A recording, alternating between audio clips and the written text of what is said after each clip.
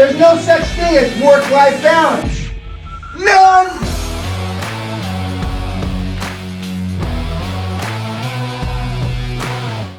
Just fucking do it. Subscribe now. The question is, when do we go see the property with the industry expert? Oh, no, well, no, when you're doing the due diligence. Where in the step is that? No, that's after. Okay. Due diligence after. That's a good question. You bring your industry experts, and you want to look at more than one. I mean, you don't go to Toledo, Ohio, or Athens, Greece for one deal.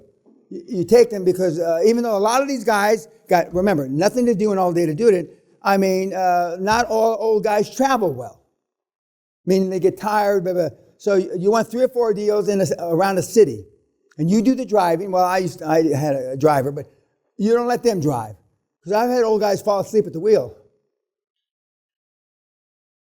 They don't teach you that at Harvard. I mean, we've had guys that fall asleep at the wheel, the old guys. And you're out there, and you don't. When you're really old guys, you only want to look at a couple properties or a couple of sites a day. I used to look at 5 or 6 a day, but you only want a couple because you don't want them to be so tired that they can't focus on the fucking job. And you'll ask them, "How are you doing?" "I'm fine."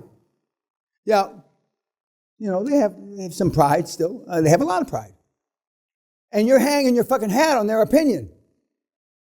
You don't want these guys just to rubber stamp the fucking deal. And you got to give them a little lecture before. Now, if these deals are dog shit, I want to know they're dog shit.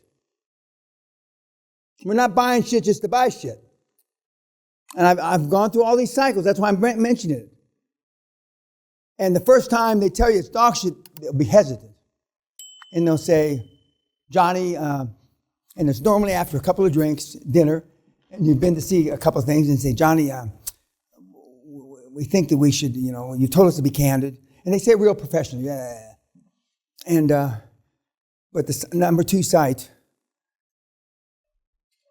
doesn't work. So your heart drops a little.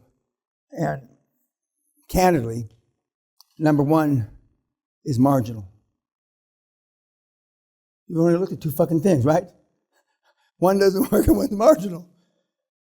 Because I used to want them to tell me, "Right, we're on the fucking property. What's wrong with it?" And the second one is, it's not fixable. That's why we didn't mention it. Number 1 is fixable when we say it's marginal.